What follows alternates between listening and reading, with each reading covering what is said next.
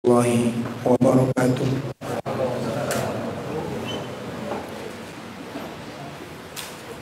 Alhamdulillahirabbil alamin.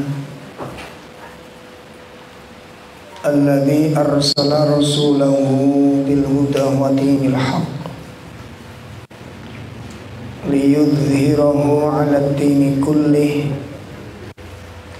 walau karihal musyrikun. Asyhadu an la ilaha illallah wahdahu la syarikalah wa asyhadu anna Muhammadan abduhu wa rasuluh. Allahumma salli wa sallim wa barik ala nabiyyina Muhammadin wa ala alihi wa ashabihi wa man tabi'ahum bi ihsanin ila yaumiddin. Ya ayyuhalladzina amanu taqullaha haqqa tuqatih wa la tamutunna illa wa antum muslimun.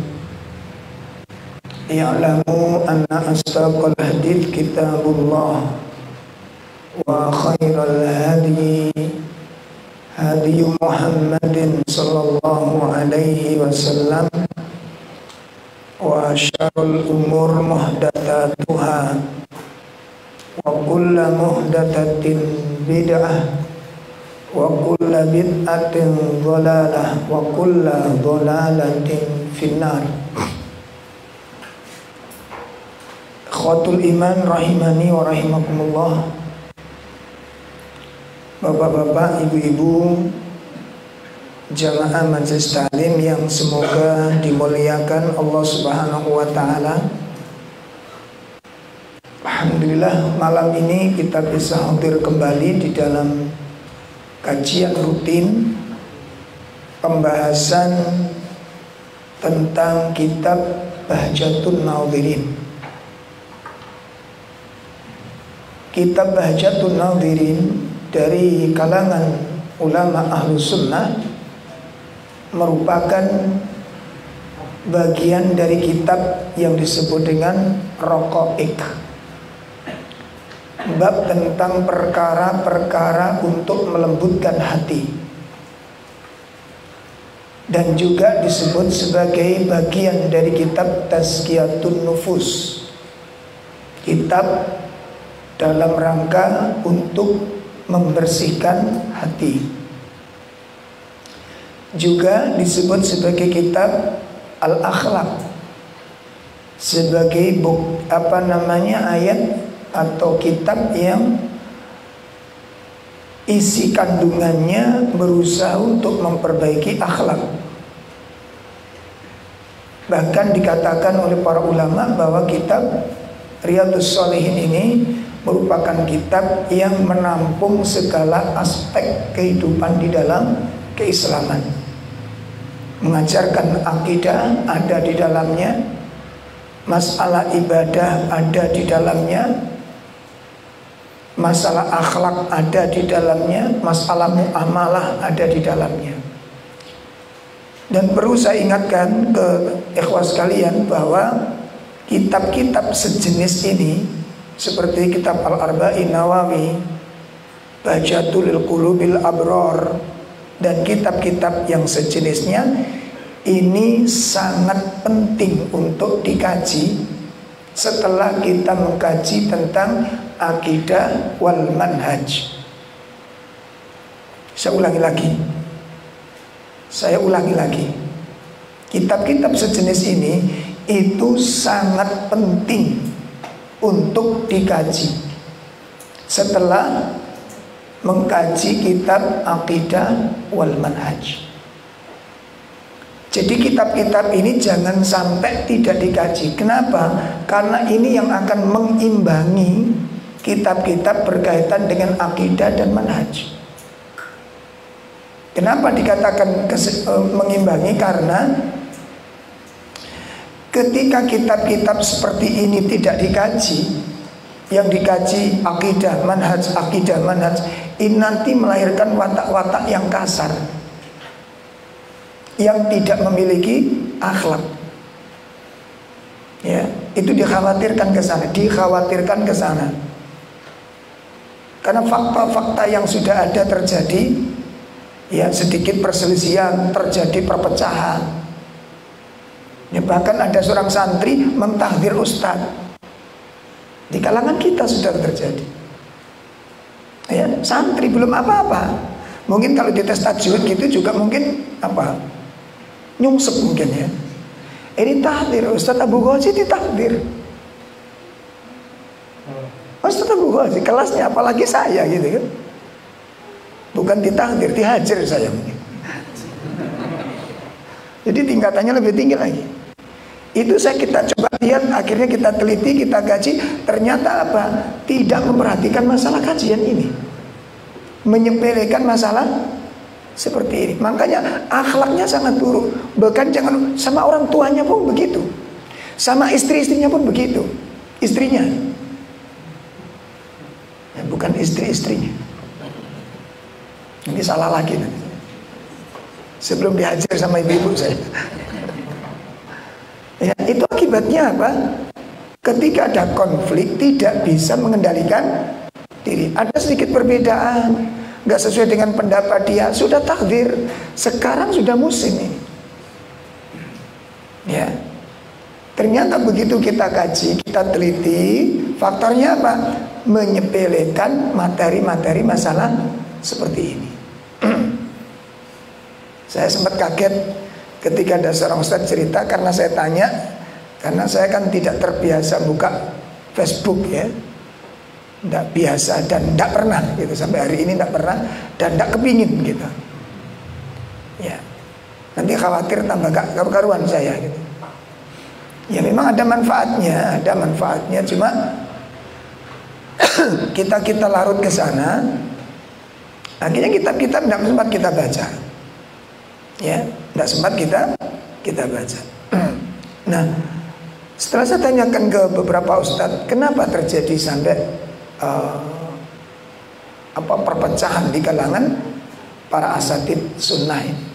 Ternyata begitu kita menyepelekan kajian materi seperti ini. Jadi kalau orang ngaji Riyadhus Shalihin, Kitab Tasqiyah, itu tidak masuk katanya. Saya katakan ini musibah kalau udah begini ini. Ya, kalau kitabnya ini diremehkan, penulis kitabnya kira-kira diremehkan apa enggak? Masuk itu loh. Masuk itu. Dan sudah memakan banyak korban ini. Sudah memakan banyak korban karena tidak menganggap ini persoalan penting. Ya, jadi masalah akhlak, ya, masalah tazkiyah ini persoalan-persoalan yang sangat penting. Jadi kalau kemudian disepelekan,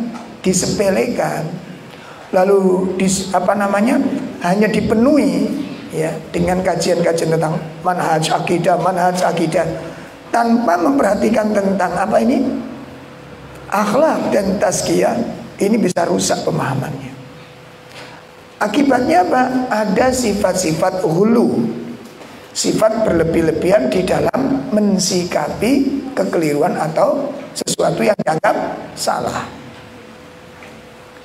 Ya, yang kemudian melahirkan sifat-sifat takabur tanpa disadari. Kenapa? Karena dengan sikap menyepelekan kitab-kitab itu secara dia tidak sadar, dia menyepelekan ulama yang mencatatnya. Nah, cuma itu yang dikaji. Orang tidak melihat ini karyanya siapa begitu. Ini sampai sudah terjadi demikian. Makanya kami mengingatkan ya kepada teman-teman sekalian ya, supaya ini kita tidak cacat di dalam bermanhaj. Karena akhlak itu juga bagian daripada nggak bisa dipisahkan dengan akidah. Nggak bisa dipisahkan dengan akidah. Makanya hadis-hadis Nabi yang berkaitan dengan akhlak itu digabungkan dengan masalah keimanan. Sebagaimana hadis Nabi SAW, "Man kana yu'minu billahi wal yaumil akhir fal yukrim jarahu. Man kana yu'minu billahi wal yaumil akhir fal yukrim dhaifahu. Man kana yu'minu billahi wal yaumil akhir falyakul khairan au liyasmut. Barang siapa beriman, ya, beriman dengan kepada Allah dan dengan hari akhir. Lihat, Allah membicarakan tentang, Nabi membicarakan tentang barang siapa yang beriman kepada Allah, beriman dengan hari akhir, maka hendaklah dia muliakan tetangganya. Coba kita lihat, akhlak kepada tetangga dihubungkan dengan apa? Iman kepada Allah dan iman dengan hari akhir. Ya. Memuliakan tamu dihubungkan dengan apa? Memuliakan tamu dihubungkan dengan iman kepada Allah dan iman dengan hari akhir.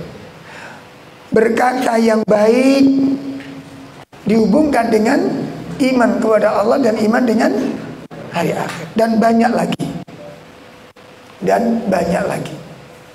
Jadi kalau kemudian materi seperti ini diremehkan, maka sudah akan, ini merupakan awal bencana dalam dakwah sunnah.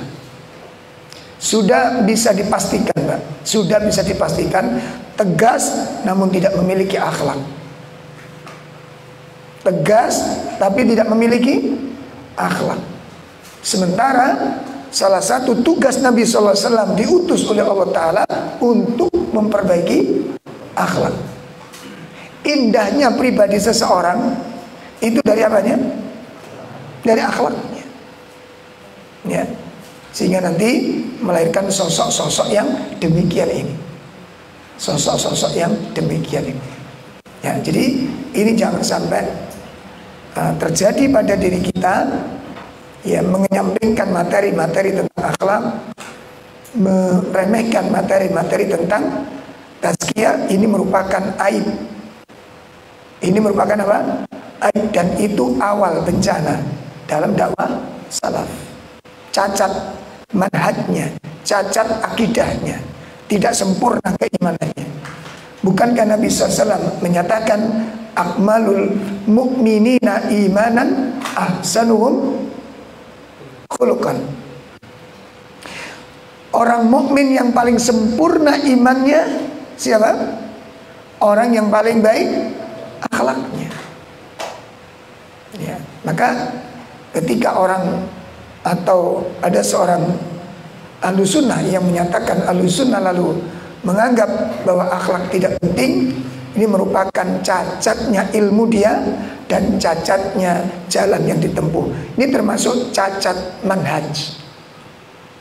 Ya, cacat manhaj. Saya sampai kaget kemarin ada salah satu majelis taklim, di salah satu majelis taklim kita buat grup. Ya, ini ada santri yang boleh dikatakan baru taklim, baru ikut taklim. Langsung bikin heboh itu tadi. Ustaz Abu Wazi ditahdir, Ustaz Ali ditahdir. Ya, Ustaz Abu Wazi ditahdir, Ustaz Ali ditahdir. Padahal dia sendiri kalau dites baca tajwid, saya yakin itu nyungsep. Itu tes tajwid. Tajwid gak bisa mentahdir Ustaz, Masya Allah. Ini hasil murid yang durhaka ini. Ya, murid yang durhaka. Baik. Jadi saya anjurkan ke teman-teman dimanapun bermajelis berada. Jadi kalau yang dikaji dibatasi hanya dengan manhaj akidah, lalu akhlak dikesampingkan, ini merupakan kekeliruan yang sangat amat besar. Ya, sangat amat besar. Cacat manhaj, cacat akidah, cacat dalam keislamannya. Ya. Makanya akhirnya itu tadi kita lihat nggak punya adab. Ada sedikit gesekan nggak bisa. Antum lihat sekarang. Dulu ada satu komunitas yang Masya Allah. Ya, Masya Allah. Jadi kalau nyebut apa Ustadz Aun itu jelek sekali. Ustadz Aun Rafiq sebut apa? Seperti tikus digorong-gorong. Tikus. Astagfirullahaladzim. Sekarang apa yang terjadi di kalangan mereka? Pecah belah tidak karu-karuan. Dari kalangan mereka terpecah belah tidak karu-karuan. Kenapa? Karena materi ini disepelekan. Jadinya seperti nanti dengan orang-orang yang sedikit beda dengan kita. Bukan kasihan melihat orang supaya diajak kepada sunnah, enggak. Orang yang di luar dia dianggap musuh sudah. Dan ini kan menyalahi manhaj Ahlussunnah. Ya, ini menyalahi kaidah ala manhaj Ahlussunnah. Ini bertentangan dengan Ahlussunnah. Tidak begitu akidah Ahlussunnah. Tidak begitu karakter Ahlussunnah. Ya, makanya saya pesan ke antum sekalian. Ya, pesan. Jadi materi-materi tentang akhlak, materi-materi tentang tazkiyah itu sangat amat penting. Makanya kalau mengkonsumsi, kadang-kadang kita gini loh.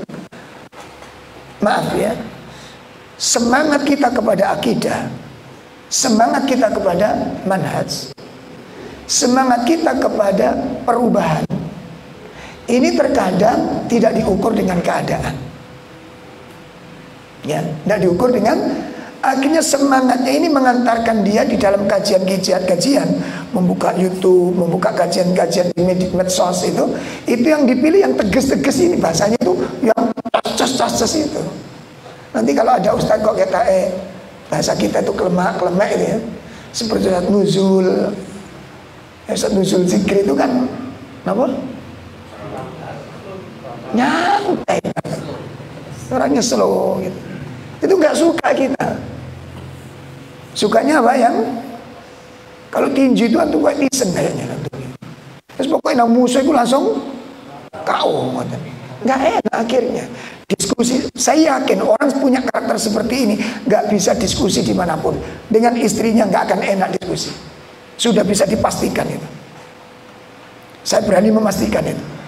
Kenapa? Karakter. Pokoknya dianggap salah sudah. Dan ini sangat tidak baik demikian.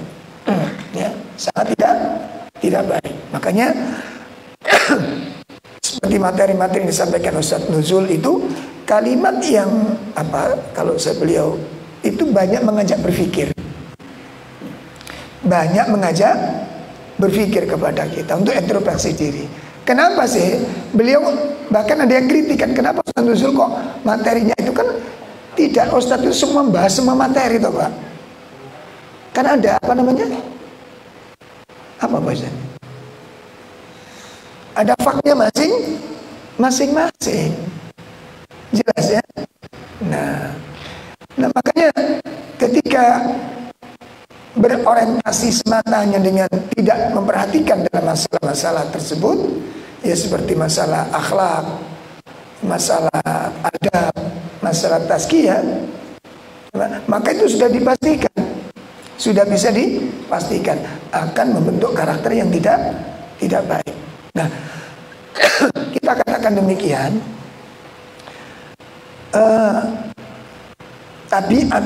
tabiat dasar manusia itu sebagaimana dikatakan oleh Imam Ibnu Qayyim, barang siapa yang mempelajari ilmu itu ada 3 jengkal.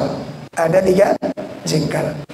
Barang siapa yang memasuki jengkal pertama itu akan melahirkan kesombongan. Ya, barang siapa memasuki jengkal pertama itu akan menghasilkan belajar ilmu apa saja. Masuk jengkal pertama menghasilkan kesombongan. Yang kedua, barang siapa yang memasuki jengkal yang kedua akan melahirkan ketawaduan. Akan tawadhu dia. Ya, karena ilmunya semakin dalam, semakin luas. Semakin luas. Nanti kalau kita kaji dalam fikih itu Pak, Masya Allah. Makanya kan pernah disampaikan Ustaz Jamil kalau nggak salah, kalau antum bicara masalah khilafiyah, gak nutut. Kenapa? Karena masalah fikih yang kita kuasai itu sangat Sangat apa?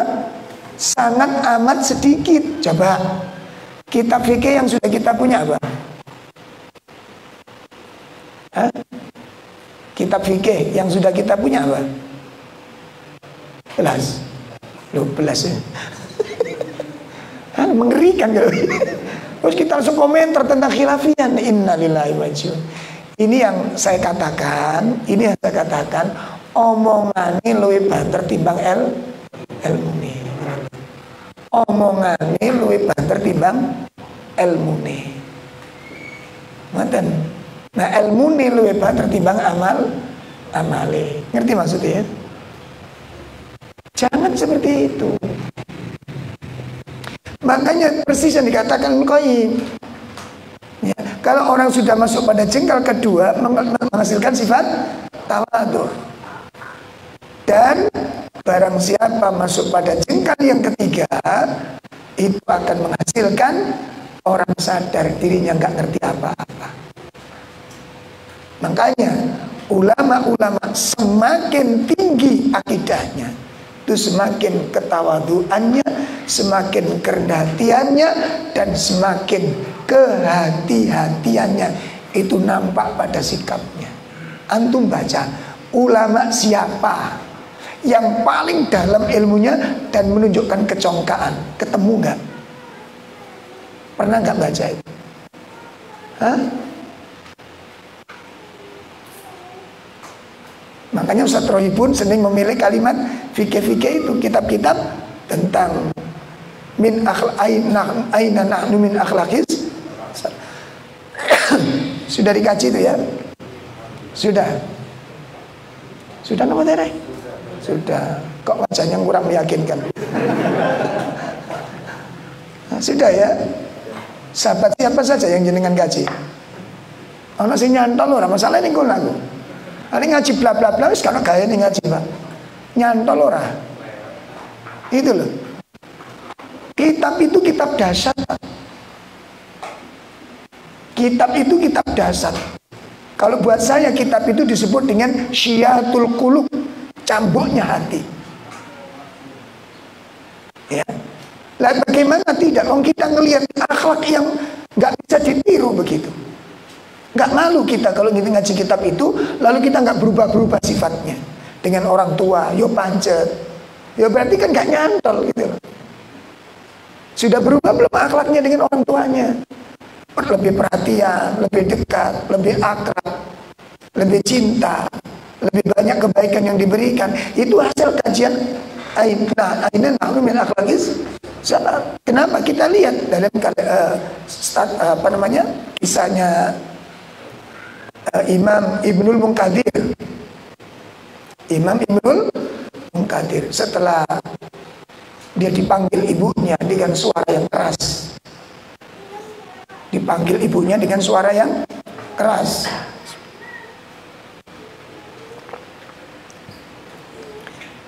Karena ibunya manggil suara keras, maka Imam Ibnul Munkadir pun menjawabnya dengan keras pula. Manggilnya dengan keras pula. Begitu setelah menjawab, sadar beliau. Sadar. Dia beristighfar dan menangis. Duduk lemes. Duduk lemes. Kenapa? Dia baru menyadari, saya telah durhaka kepada ibuku. Apa durhaka yang dia katakan? Hah? Kalau Imam Ibnu Katsir merasa durhaka, durhakanya di mana? Hah? Nah ini penting ini yang di sini pentingnya di sini nih. Mana kedurhakaannya? Menjawab dengan suara yang keras ke orang tuanya. Kenapa? Karena Allah melarang. Wala tajhar, jangan kamu berkata keras kepada keduanya, membentak. Jangan. Wa qul lahuma wala taqul lahuma uffin. Jangan berkata kecil, enggak boleh. Ya Allah. Akhirnya apa? Selesai. Sampai di situ Imam Ibnu Katsir setelah merasa durhaka sama ibunya karena berkata keras tadi itu, cukup dengan lemes, cukup dengan menangis, cukup dengan istighfar. Enggak. Beliau keluar mencari seekor kambing. Untuk apa? Ditanya sama teman. Untuk apa ya Imam? Untuk kafarah, untuk menebus dosa. Kaget sahabat-sahabatnya. Apa yang telah Anda lakukan? Pelanggaran apa yang Anda lakukan? Apa katanya? Aku telah berbuat durhaka kepada ibuku. Maka aku ingin menebus dosaku itu dengan memotong seekor kambing. Subhanallah. Kita nebusnya dengan dosa ibu kita dengan apa? Astagfirullah. Ayo diperbaiki akhlak. Akhlak dengan istrinya sudah berubah belum? Coba dikaji ulang di dalam kitab itu. Dikaji ulang. Dengan akhlak dengan tetangganya sudah bagus belum? Ya. Sudah bagus belum akhlaknya? Sudah perhatian belum? Maka ini jamaah sekalian, ini ya ketika kita tidak antusias dan kemudian menyepelekan materi-materi yang berkaitan dengan akidah. Jadi saya ingatkan sekali lagi, jangan sekali-kali disepelekan kitab-kitab seperti ini. Ya, nanti antum kitab Tazkiyatun Nufusnya Imam Al-Qayyim ditolak.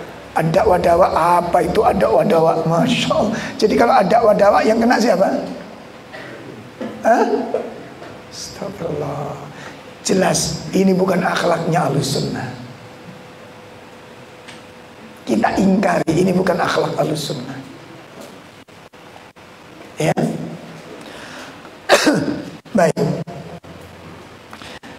Materi malam ini kita melanjutkan pelajaran dari hadis yang ke-62, Babul Muraqabah, hadis tentang ikhfadillah yakfatka. Itu wasiat dari Nabi SAW yang diberikan kepada sahabat siapa? Ibnu Abbas. Masih ingat Ibnu Abbas ketika mendapatkan hadis ini berusia berapa? Antara 6 sampai 7 tahun mendapatkan nasihat ini. Mendapatkan nasihat ini. Baik. Masuk pelajaran yang keempat. Jadi saya ulangi lagi, pelajaran yang ketiga, yang pertama diperbolehkan berboncengan di atas kendaraan. Jadi ada memang kendaraan yang diciptakan Allah untuk kendaraan. Ada binatang yang diciptakan Allah untuk dijadikan kendaraan. Ya, dan itu sudah kita tahu. Itu pelajaran pertama. Ya, pelajaran yang kedua apa? Dianjurkan untuk mengajarkan kepada manusia dengan ilmu yang bermanfaat. Ya, mengajarkan kepada manusia terhadap ilmu yang bermanfaat dengan bahasa yang singkat. Artinya apa? Tidak usah bertele-tele, tidak usah jelimet singkat karu-karuan, ngalor ngidul kana manfaate. Nah, pengajaran itu yang jelas, mukhtasar, yang padat, bisa dimudah dipahami. Nih. Karena namanya mendidik, Pak, namanya mengajar. Ya. Itu ya pelajaran yang kedua. Yang ketiga, Pak,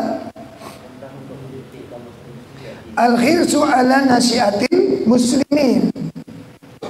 Ya, anjuran yang sangat kuat, perintah yang sangat kuat untuk mendidik kaum muslimin. Jadi ada dua pelajaran di sini. Yang pertama tadi mengajarkan, yang ketiga mendidik. Itu beda. Mantan.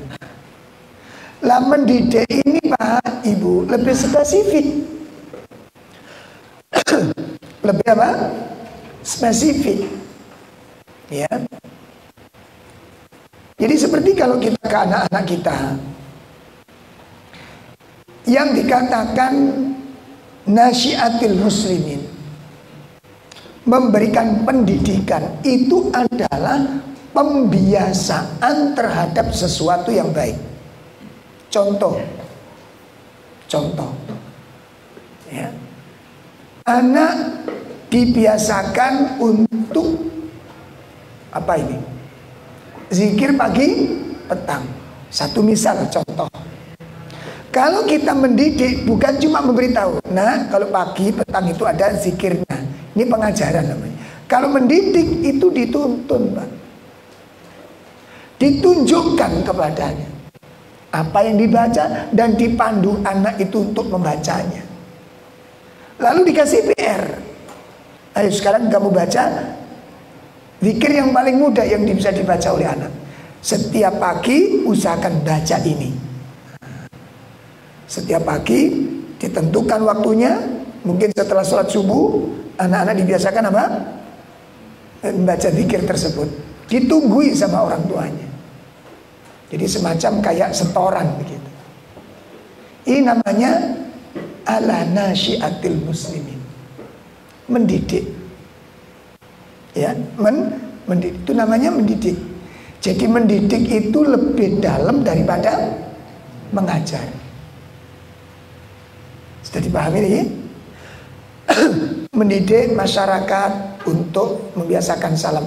Antum biasakan, antum mulai. Dengan tetangga kanan kiri ketemu, setiap ketemu mau berangkat kerja, Mbak, Bude, Assalamualaikum, biasakan. Baru pulang ketemu dengan tetangga depan, Assalamualaikum, ngapunten. Ini sudah biasa belum? Loh kan masalah. Sulit apa mudah?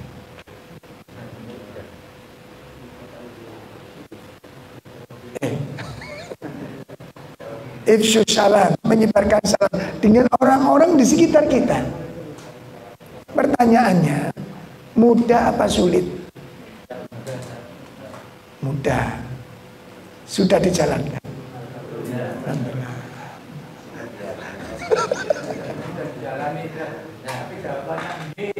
Tidak masalah. Tidak masalah. Tidak masalah. Kita itu kadang-kadang kapok Pak Ningun. Loh, apa tak salamin salam balik-balik ganggu toh. Tidak masalah. Terus ucapkan salam, tidak masalah. Nah, kalau kita tidak, maka kita yang salah karena kita berputus asa nanti. Nah, itu cara mendidik. Itu cara dibiasakan. Nah sekarang alhamdulillah di tetangga kanan kiri sudah mulai biasa. Pak, Assalamualaikum, sudah biasa. Ketemu di Assalamualaikum, udah biasa. Nah sing awal niku Pak nyenek rotok abot Pak nek biasa. Gak ngono yo abot Pak. Yo tonggo plek, napa tonggo plek iki. Tapi nek gak biasa salam yo angel. Ya, makanya dilatih di sini, dibiasakan di situ. Kenapa? Karena di dalam salam itu faidahnya itu luar biasa. Satu kali ucapan salam itu ada sekitar 12 keistimewaan. Nggak eman antum. Ya, coba satu kali salam ini Pak. Jadi ketika kita mengucapkan Assalamualaikum warahmatullahi wabarakatuh atau Assalamualaikum, itu memiliki 10 lebih keistimewaannya. Nah, ini namanya mendidik. Itu namanya mendidik. Pelajaran yang keempat.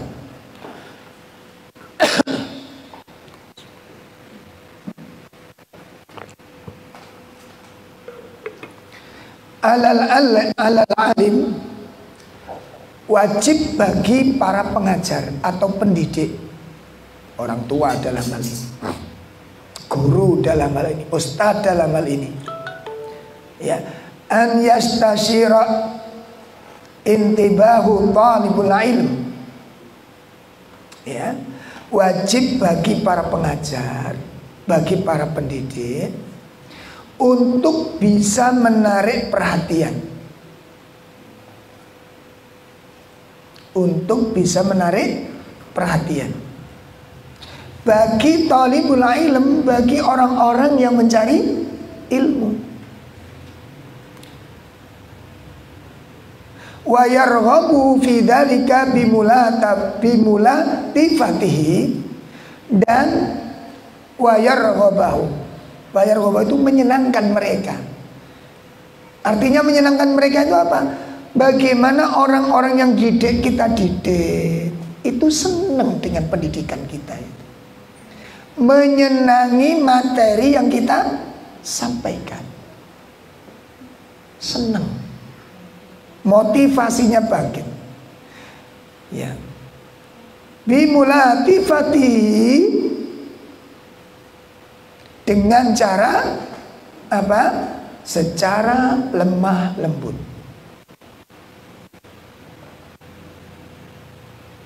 Secara atau dengan sikap yang lemah lembut.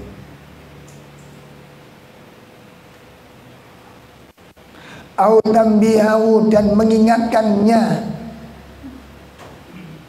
mengingatkan para anak didik atau orang-orang yang menjadi tanggung jawab kita untuk kita didik, mengingatkan mereka ala ahamiyatihi, atas pentingnya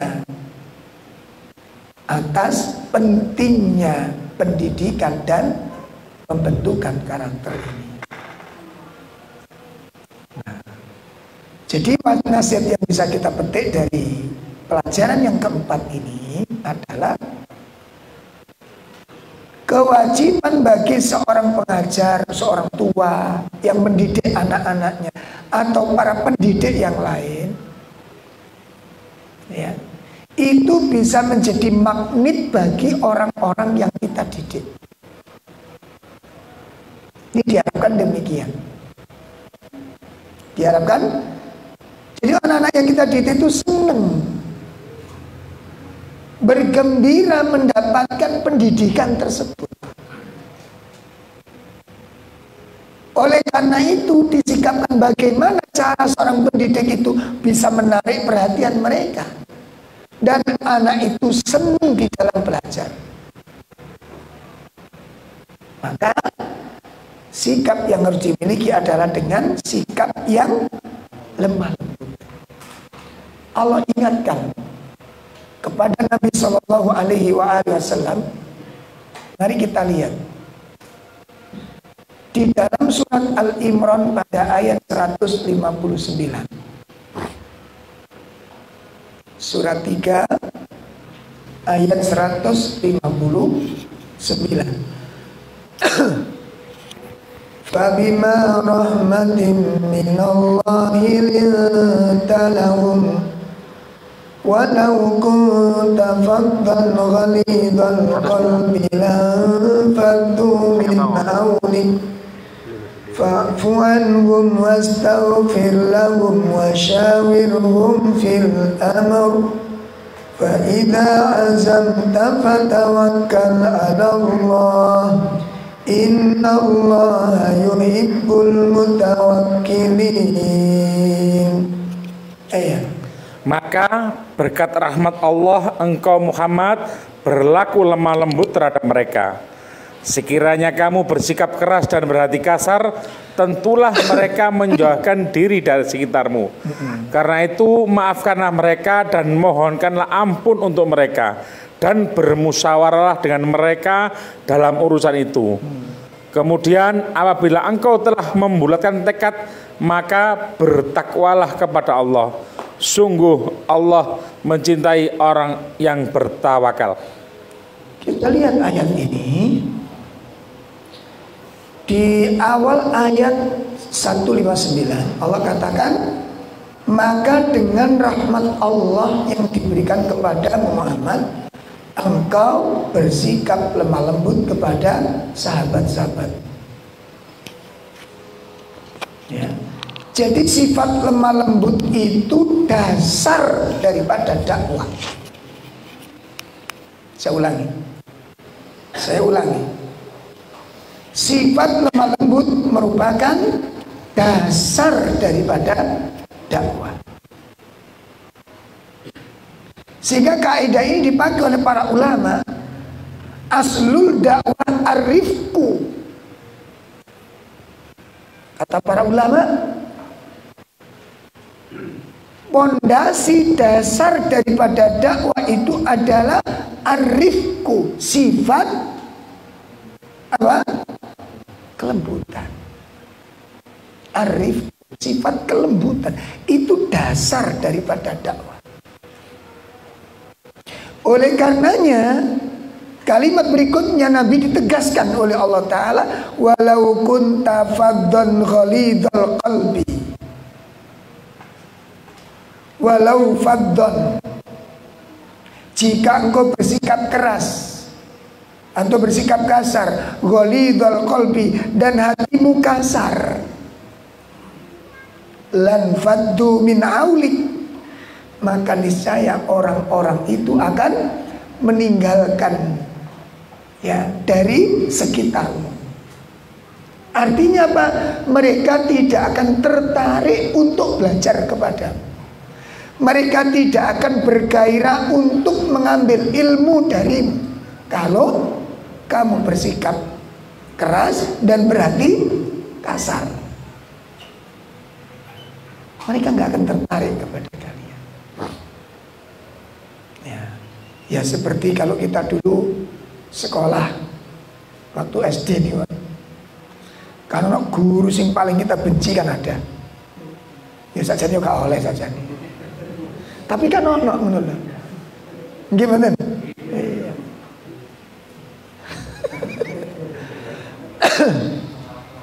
Apa maneh nek hari sore begini ngeliat jadwal besok, jam pertama itu dia itu, itu kayak besok itu hari yang paling menderita gitu. Iya kan? Semangat sekolah itu kayak lemas gitu. Bukan mata pelajarannya yang kita lihat, sosok di balik mata pelajaran yang mengajar itu. Gitu betul. Seperti matematika itu rata-rata keras, rata-rata. Padahal tidak, saya dulu alhamdulillah ketika sudah SD kelas berapa gitu, guru matematika itu sabar. Jadi anak-anak itu matematika itu seneng gitu loh. Jadi duduk pelajaran ya Pak, sudah di masalah nih. Kenapa nih? Singgowo Pak, singgowo. Jadi ada yang memang Masya Allah, ada orang yang memang kita puji sekali. Saat ini kan gak oleh. Tapi zaman biyen ya harus wajar mawon. Tidak upacara niku, kita begitu sudah berbaris, acara sudah dimulai upacara itu. Jangan SD biyen niku Mas. Terus orang separuh niku si fulan ini, guru si fulan ini kok gak teko-teko seneng. Doa terus nih Pak. Iya, ngono ya. Doa terus. Kok gak teko. Begitu dikabarkan ini ada guru kita yang sakit, mohon doanya. Guru kita, wah langsung Pak, alhamdulillah. Itu sudah menjadi fitrah kita sebagai manusia. Itu. Makanya coba kita cara mengingatkan, ini yang paling penting di sini Pak. Cara mensikapi kesalahan. Ini yang kadang-kadang kita nggak mau belajar. Cara mensikapi kesalahan. Makanya saya ingatkan, kalau bisa nanti ada kajian kitab apa itu Muqawimat Adaiyaan, itu bagus sekali kitab itu. Kitab Muqawimat Adaiyaan aja. Kalau bisa minta kitab itu siapa yang mungkin itu bagus sekali. Jadi 9 pilar itu pilar-pilar kesuksesan dakwah dan mengajar itu ternyata apa? Di kitab itu mengajarkan yang pertama itu ilmu, yang kedua hikmah, yang lain itu akhlak semua. Pilar-pilar kesuksesan dakwah. Jadi apa modal seorang guru itu di situ? Ada sekitar 9 pilar di sana. Semuanya akhlak. Ya akhlak ini bukan berarti loh menyepelekan akidah. Enggak. Sama sekali tidak. Baik ya. Ini mari kita lihat ayat ini. Ini ayat ini dijadikan pegangan. Surat Al-Imran ayat berapa tadi? Ibu-ibu coba diperhatikan bagaimana mengajari anak-anak supaya anak-anak ayo dok murojaah sama Umi siap seneng. Kenapa? Menggambarkan sosok ibu yang pemaaf. Itu loh. Seneng anak-anak belajar itu seneng akhirnya. Nek salah didik das dicendol. ngono ya. Makanya ayo murojaah pusing kan anak ini, pasti pusing. Bukan pelajarannya. Makanya kalau anak kok males, ini perlu dievaluasi gitu loh. Ini ada yang salah kita ini. Ada yang salah. Ya. Coba ayo diperhatikan ini. Nah, nantinya efeknya Pak, efeknya itu bukan cuma anak-anak nanti itu ada dendamnya kepada orang lain. Paham ini? Jadi kalau sikap kita tidak benar, itu pelampiasannya anak itu pasti ke teman-temannya. Ada sikap yang nggak benar. Dan itu kita kaji di beberapa kasus. Ada salah satu pasien dari tim kita dokter Kristen, ini SMA Pak. Saya ngompolan Pak, SMA. Jadi ngompol itu bukan cuma waktu tidur. Belajar itu bisa. Coba jenengan punya anak SMA ngompolan rasanya piye? Kau weget kon iki wis gede, wis brewok ngono. Nek bahasa kasar kan ngono ya. Brewok sih. Izin yang kita kan malu gitu. Ternyata apa? Anak begitu disalah-salahkan, ternyata yang salah orang tuanya. Gitu loh. Jadi anak itu ngempet begitu di diagnosa itu kita tanya nih kok jawab nih Pak. Setiap mau jawab niku ibu bapak. Nah, ini kita tangkap ada yang enggak benar. Bu, Pak, jangan keluar dulu. Saya takut dengan ibu. Iya, kenapa? Saya disalah-salahkan, saya dicoba, itu akibatnya.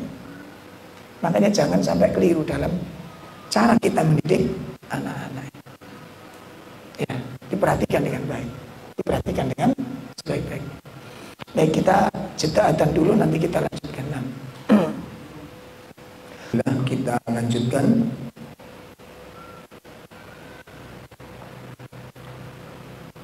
Jadi pelajaran yang keberapa tadi? Pelajaran yang keempat. Jadi kesimpulannya apa? Pelajaran yang keempat ini, kesimpulan pertama bahwa diwajibkan, diharuskan bagi seorang pengajar, seorang dai, seorang pendidik itu memiliki sifat yang lembut. Ini yang pertama. Kemudian yang kedua dari pelajaran yang keempat ini, sikap seorang pendidik itu memiliki pengaruh kepada psikologis orang yang dididik. Sikap seorang pendidik itu berpengaruh kepada psikologis, kejiwaan orang yang dididik. Sangat berpengaruh. Ya, ini harus diperhatikan dengan sebaik-baiknya. Seperti tadi yang saya katakan, jadi bukan cuma menyalahkan ketika anak kita salah-salah, tetap diingkari. Kesalahan itu tetap diingkari, namun dengan cara yang membawa sebuah pelajaran. Jangan menjadikan anak yang salah itu menjadi terdakwa. Ya. Bahasa yang kita pakai, kalimat yang kita pakai itu membangkitkan semangat untuk memperbaiki diri. Lihat kasus pembunuh 99 orang. Kenapa kok jadi genap 100?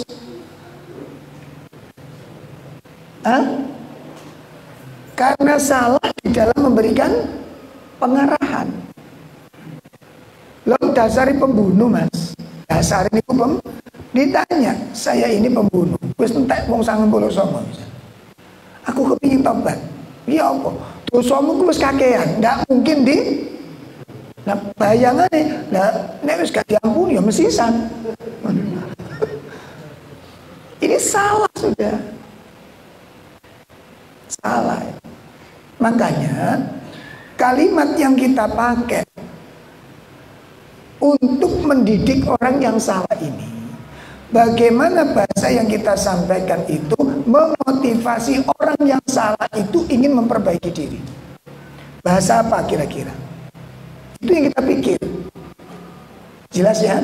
Kesalahan tetap apa tadi? Kesalahan tetap diingkari, tetap. Ya. Tidak mungkin kita enggak apa-apa, bukan salah. Kita tunjuk ini salah, nggak benar. Cuma bahasa yang kita pakai ketika mendidik itu bahasa yang membangkitkan orang tersebut. Bagaimana caranya aku bisa bangkit untuk bisa taubat? Bagaimana aku bisa bangkit memperbaiki diri? Itu bahasa yang kita pakai. Itu yang kita pakai. Makanya disebut dengan bahasa motivasi. Ada waktu kami undang Ustadz Armen, pernah dengar kalimat ini? Ustadz Armen Halim Naro yang sudah beberapa tahun yang lalu sudah meninggal. Itu ketika kami awal dakwah Sidoarjo itu kami undang. Dan yang datang itu bukan cuma wong siwis biasa ngaji. Orang-orang awam itu, ibu-ibu muda, bahkan anak gadis-gadis, itu banyak yang datang. Banyak yang datang. Dan pakaiannya luar biasa. Ini pakai celana jin, jilbab gaul. Itu kan satu paket. Kalau pakai jin, jilbab syar'i kurang pas. Kabutan dukur, Mas.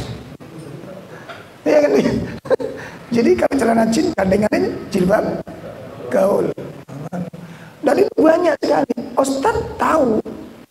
Setelah kajian selesai kita dikumpulkan para pengurus ini. Dia sampaikan apa? Saya sangat berbahagia dakwah di sini. Saya sangat senang sekali. Kenapa? Yang hadir bukan orang yang biasa. Ini yang kita cari. Loh, itu yang kita harapkan. Ini yang kita nantikan. Maka pesan saya ke antum sekalian, hargai orang yang mencari hidayah ini. Muliakan orang yang sedang mencari kebenaran ini. Sebagaimana Allah memuliakan mereka. Mereka datang ingin tahu tentang sebuah ilmu. Mereka datang ingin tahu tentang sebuah kebenaran. Maka jangan menjadi bumerang orang lari dari hidayah ini. Jangan membuat orang lari, tapi ajaklah orang untuk masuk ke dalam hidayah. Apa kata beliau? Ini waktunya istri-istri antum action. Sambut mereka. Nah, otomatis yang nyambut siapa? Istri kita. Kan gak mungkin jangan yang nyambut. Pahami maksudnya? Ibu-ibu action kalau udah seperti ini. Senang melihat kedatangan mereka, bertambah saudara. Ojo didelok. Ngerti maksudnya? Diajak bicara, diajak salaman, assalamualaikum warahmatullahi wabarakatuh. Disambut. Kenapa? Karena mereka sedang mencari hidayah. Ya. Apapun keberadaannya dia. Yang jelas dia tahu ini majelis ilmu dan dia datang. Dia datang ke majelis ilmu ini. Maka tidak ada yang dicari kecuali mencari kebaikan. Maka muliakan mereka. Jadi pesan kami, istri-istri antum ini tugasnya menyambut mereka, memuliakan mereka, menjadikan mereka rindu dengan majelis seperti ini. Itu bagaimana caranya? Berarti kan sikap. Kalau ibu-ibu enak ngomong ketemu sama ibu-ibu yang masih ngapunten masih apa? Milenial ya, milenial. Apa ibu milenial ya? Jadi barbar. Serem. Ya. Disambut dengan senang Pak, senang demi Allah senang. Ya, nggak usah ditanya sudah lama ikut, nggak usah. Pakaiannya udah jelas. Ya, alhamdulillah. Ibu dari mana atau mbak dari mana? Kalau kelihatan muda ya panggil mbak lah. Ya, biar senang dia. Ya, bisa minta apa nomor HP-nya barangkali nanti ada.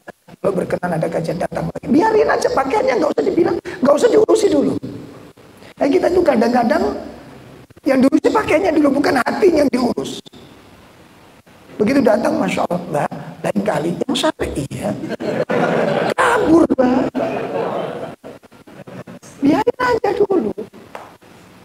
Sama bapak-bapak ketika ngaji kelompokan itu saya senang saat ngaji di mana-mana dengan alhamdulillah, mudah-mudahan Allah tambahkan kebaikan. Itu suweneng. Kelompok orang tak jiarnya sih. Alhamdulillah begitu ngaji orangnya datang, kita mulai singgung. Ilmu yang akan berubah, bukan kita. Ilmu itu sudah masuk Pak, kok diketok-ketok diri Pak. Cincin celok kok diketok-ketok, ketok-ketok diri. Karena ngerti sudah. Itu jauh lebih bagus daripada kemudian kita paksakan untuk motong, kemudian sementara dia masih belum siap, dan kemudian begitu ada benturan dia nggak tahan. Beda Pak. Orang berubah karena emosional dengan berubah karena kesadaran ilmiah dan alamiah, itu beda kualitasnya. Yang kita harapkan apa? Perubahan emosional atau perubahan yang ilmiah dan alamiah. Ilmiah dan alami. Hah? Yang ilmiah dan ilmiah itu didasari dengan ilmu, yang alami itu panggilan jiwa. Dia sudah siap gitu loh. Kalau semangat emosional itu kadang-kadang Pak, itu kalau orang Jawa Barat anget-anget tai ayam gitu. Tahu anget-anget tai ayam? Nggak tahu. Ya kalau tai ayam anget itu pegang. Artinya apa? Kalau baru itu semangat. Jadi yang disebut anget-anget tai ayam itu kalau awal-awal tuh masya Allah kayak luar biasa. Dulu kita kan begitu, baru kenal sunnah itu. Surabaya berangkat, Katimana berangkat, Sidoarjo malam-malam hujan berangkat. Sekarang turu Pak. Iya Banda. Apalagi di sini udah kajian, ya, tambah males. Ya. Iya. Ini penting untuk kita camkan baik-baik. Ya. Pelajaran yang kelima,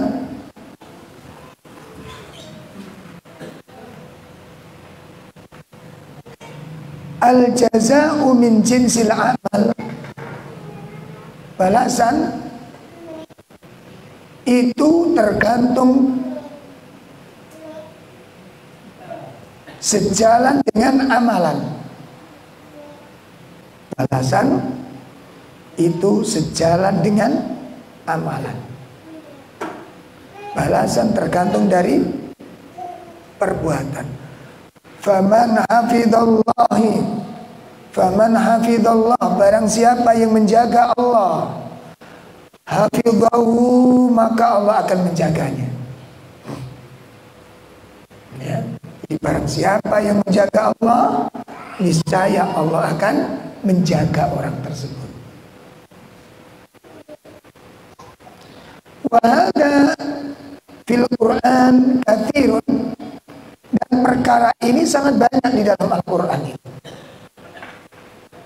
Ya, perkara ini sangat banyak di dalam Al-Quran. Sebagaimana Allah sebutkan di dalam surat Ar-Rahman. Surat Ar-Rahman surat berapa?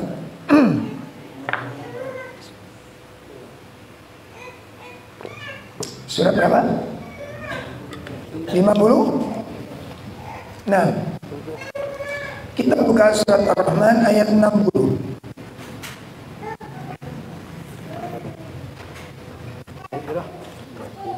Iya, 55 ayat 60. Allah katakan, hal jazaa'ul ihsani illal ihsan.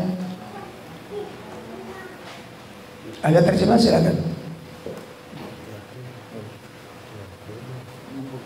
Surat 55 ayat 60. Tidak ada balasan untuk kebaikan selain kebaikan pula. Tidak ada balasan dari suatu kebaikan kecuali kebaikan yang serupa. Pelajaran dari hadis Nabi yang disampaikan oleh sahabat Ibnu Abbas. Ikfadillah yakfadka. Jagalah Allah, niscaya Allah akan menjaga. Jadi barang siapa yang menjaga Allah, Allah akan menjaga dia. Lah, yang dimaksud menjaga Allah di sini apa kemarin? Ada 4 poin. Pertama, menjaga hak Allah. Yang kedua, menjaga perintah-perintah Allah.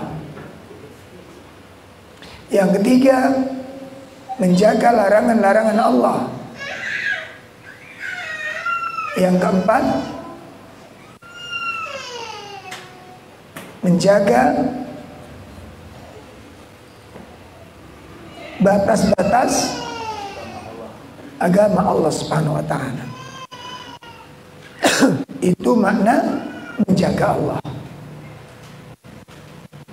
Ya. Di antara perkara yang wajib untuk dijaga, sholat 5 waktu. Maka kita jangan sepelekan sholat 5 waktu. Jangan diabaikan, jangan diremehkan.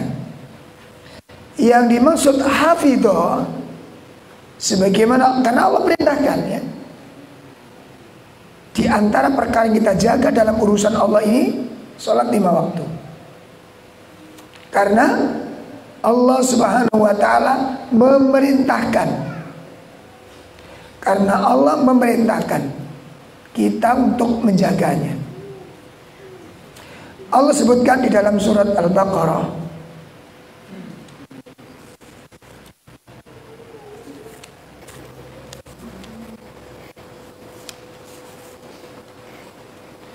ayat 238. Hafidhu ala salawat was salatil wusta wa qumu lillahi qanitin. Iya, silakan. Peliharalah semua sholat dan sholat wusta, dan laksanakanlah sholat karena Allah dengan khusyuk. Nah, ini perintah untuk menjaga sholat. Nah, dalam hal ini yang perlu dijaga apa? Yang pertama, mawaqitu, waktu-waktunya. Jadi menjaga sholat itu yang pertama apa? Menjagakan waktu-waktunya. Artosipun apa? Artinya jaga waktu itu, Pak. Jaga waktu itu. Begitu sudah mendekati waktu sholat itu, kita sudah ada persiapan. Begitu sudah masuk waktu sholat, itu kita sudah ada persiapan. Sehingga di waktu sholat itu, ketika sholat wajib diawali dengan sholat sunnah, diawali dengan zikir, diawali dengan doa. Pada saat melaksanakan sholat wajib, itu lebih terasa. Sangat berbeda dengan orang begitu sholat langsung dia sholat. Sebelumnya tidak ada ibadah sebelumnya. Itu lebih perbedaannya sangat besar. Pengaruh jiwa untuk menghadap kepada Allah itu lebih tertata ketika sebelum sholat wajib itu diawali dengan sholat sunnah. Ya, makanya kalau sudah ada punya waktu seperti ini, jangan sekali-kali kita remehkan. Ya, jangan kita sepelekan. Jadi yang ulama sampean biasa ketinggalan qobliyah, sering kehilangan qobliyah, dan itu kita anggap biasa. Salah satu sebab kenapa orang ditinggalkan Allah, sebab perbuatan tersebut. Sangat dipaham. Ya. Salah satu sebab kenapa ditinggalkan Allah, karena orang telah meninggalkan ibadah-ibadah yang sangat mulia, ditinggalkan dia oleh Allah Ta'ala. Nah, itu ciri-ciri. Makanya kenapa umat Islam dibuat mainan dengan orang kafir, ahli sunnah dibuat mainan dengan ahli bid'ah. Itu salah satu faktor diantaranya. Karena kita sudah ditinggalkan oleh Allah Ta'ala. Maka coba evaluasi sekarang. Kita evaluasi. Jadi di rumah diusahakan menjaga apa? Waktu-waktu. Dijaga betul. Qobliyah ba'diyah dijaga. Ya. Makanya Nabi menyebutkan Amalan yang bisa mengangkat derajat, menghapus dosa. 1, menyempurnakan wudhu di waktu-waktu yang tidak disukai. Ya, asbiqul wudhu fil makari. Kemudian yang kedua, wa kathratul khutta 'alal masajid, memperbanyak langkah menuju masjid. Yang ketiga, wa tadirus shalah ba'da shalah, menunggu sholat setelah melaksanakan sholat. Apa kata Nabi? Hadar ribat, wadalikar ribat, wadalikar ribat. Itulah ar-ribat. Apa itu ar-ribat? Perjuangan untuk menjaga ketaatan. Untuk menjaga sholat wajib itu dilapisi dengan amal. Wudu di rumah, berjalan ke masjid, sholat sunnah sebelum melaksanakan sholat fardu. Kalau orang bisa rutin demikian, itu disebut dengan ar-ribat, perjuangan menjaga ketaatan. Jadi untuk menjaga ketaatan itu membutuhkan apa? Perjuangannya nampak, Pak. Beda, Pak. Begitu adzan langsung wudu, langsung sholat. Perjuangannya di mana? Di mana tak berjuang? Penjagaannya di mana? Gak kelihatan. Ada pengorbanan di sana. Sangat beda, sangat. Makanya coba dirutinkan. Wudu di rumah, berjalan ke masjid, sholat sunnah, menunggu sholat wajib. Hati sudah betul-betul siap kepada Allah Ta'ala. Itu beda. Beda. Masya Allah. Ya. Sebab di grup Masjid Al-Khalil itu ada satu ikhwan yang mudah-mudahan istiqomah ya. Beliau selalu mengingatkan. Jadi 10 menit sebelum masuk waktu itu, 10 menit atau seperempat jam itu selalu mengirim apa? Masuk waktu duhur Sidoarjo jam sekian. Itu setiap hari dan setiap akan sholat. Ini menjelang isya gitu keluar itu. Waktu isya, waktu masuk sholat isya jam sekian itu setiap hari dan setiap waktu. Masya Allah. Setiap hari diingatkan di grup itu. Istiqomah. Ya mudah-mudahan dia juga sholat sunnah gitu ya. Mudah-mudahan. Mbak mari nge-share WA. Oh doa itu. Jangan coba dibiasakan. Nampak perjuangan kita serius. Allah perhatikan, Allah jaga kita. Di situ izzah itu diberikan oleh Allah. Walaupun sampai kali ngaji sunnah, nek delewer, ngerti delewer? Ngerti delewer? Klewas, klemak, ono wibawai, Pak, enggak wibawai. Enggak ono izzahnya. Izzah itu diberikan Allah kepada orang yang pantas diberikan izzah. Nek klewas kan pantas enggak dikasih izzah. Sholat telat biasa, kemudian kehilangan kopi dia biasa, pantas gak diberi izzah? Pantas apa enggak? Jangan diremehkan, jangan disalahkan ketika kita merendahkan kita, karena kita sudah merendahkan sunnah. Jangan disalahkan, kita yang salah, kita yang memancing kerendahan ini. Gak ada wibawanya, Pak. Makanya kalau orang wibawa itu, orang kalau diberi wibawa oleh Allah, diberikan izzah, orang itu segan. Lah segan itu yang dikatakan oleh dicabut oleh Allah dari hati-hati musuh kalian. Salah satunya apa? Ini. Al-jaza jinsul. Apa kata Allah dalam Ar-Rahman? Al-jazaul ihsan illa. Kalau kamu merendahkan amal, ya kamu kan direndahkan musuh-musuhmu. Makanya nggak ada izzahnya. Coba ketika Nabi kita lihat, Nabi ketika akan perang, salah satu yang diberikan Nabi oleh Allah kepada Nabi yang tidak diberikan oleh Nabi-Nabi yang lain apa? Jadi Nabi itu kalau mau nyerang suatu kabilah, 1 bulan perjalanan sebelum nyampe itu apa? Tempat itu sudah ketakutan tak karu-karuan. Saking tingginya izahnya Nabi dan para sahabatnya. Padahal sahabat-sahabat Nabi siapa? Ini kok dijejer gitu Pak, dijejer baris, sok kate berangkat perang nih. Orang kafir ngelihat itu gemetar Pak. Kenapa? Padahal mereka itu kan penggembala kambing, bekas budak, pelayan, pembantu, doa Pak, katuwe omah melu perang, gawa tongkat, gawa domba. Kalangan orang-orang miskin. Tapi keberadaan mereka berdiri mereka itu menggetarkan hatinya orang kafir. Kenapa? Kenapa coba? Jadi orang kafir yang gagah-gagah itu ngelihat sahabat yang apa tadi? Kenapa? Karena pikiran mereka ngerti. Mereka berdiri itu untuk mencari kematian. Iki padha karo dhewe nglawan wong dolek mati. Saya coba kalau kita takut mati dan dia itu dolek mati, kira-kira piye? Sing kendel sapa? Maka orang kafir ketakutan dengan Nabi itu karena kewibawaan itu diberikan oleh Allah Ta'ala. Dan wasiat malaikat Jibril kepada Nabi SAW, apa kata beliau?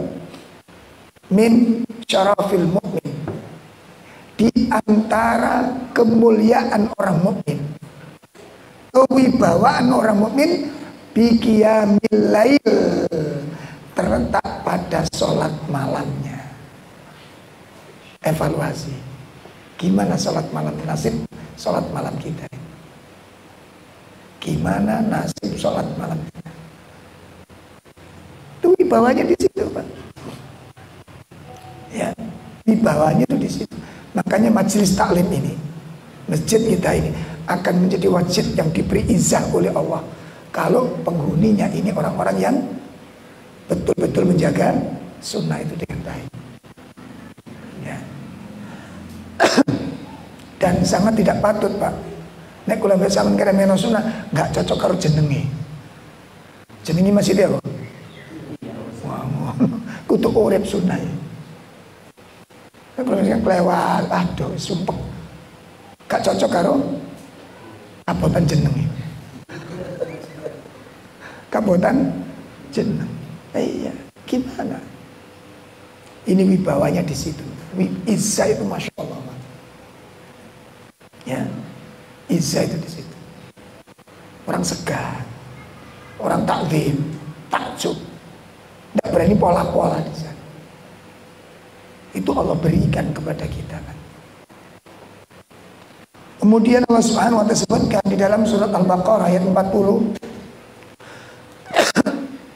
di antara yang perlu dijaga adalah menjaga janji. Menjaga apa? Janji. Allah sebutkan di dalam Al-Baqarah ayat 40. Iya, silakan. Wahai Bani Israel, ingatlah nikmatku yang telah aku berikan kepadamu, dan penuhilah janjimu kepadaku. Niscaya aku penuhi janjiku kepadamu, dan takutlah kepadaku saja. Menjaga janji Allah Ta'ala, kita akan dipenuhi. Allah akan memenuhi janjinya. Jadi kalau Allah berjanji menolong orang mukmin, Allah berjanji menyelamatkan orang-orang mukmin, kok kita nggak ditolong, berarti ada sesuatu yang bermasalah di sini. Apa? Coba evaluasi janji-janji kita. Janji kita kepada Allah, janji kita kepada Rasul, janji kita kepada sesama kaum muslimin. Sudah kita penuhi apa belum? Ya, sudah kita jaga belum? Kalau sudah kita penuhi, Allah akan memenuhi janjinya kepada kita. Wa aufu bil adi ufi bi adikum. Penuhi janjimu kepadaku, aku akan penuhi janjiku kepadamu. Nah, ini pelajaran yang kelima. Kawan sekalian, untuk pelajaran yang keenam, yang ketujuh dan seterusnya, insyaallah akan kita lanjutkan pada pertemuan yang akan datang. Kurang lebih mohon maaf. Wassallallahu ala nabiyyina Muhammad subhanakallahumma wa bihamdika asyhadu an la ilaha illa anta astaghfiruka wa atubu ilaik. Assalamualaikum warahmatullahi wabarakatuh.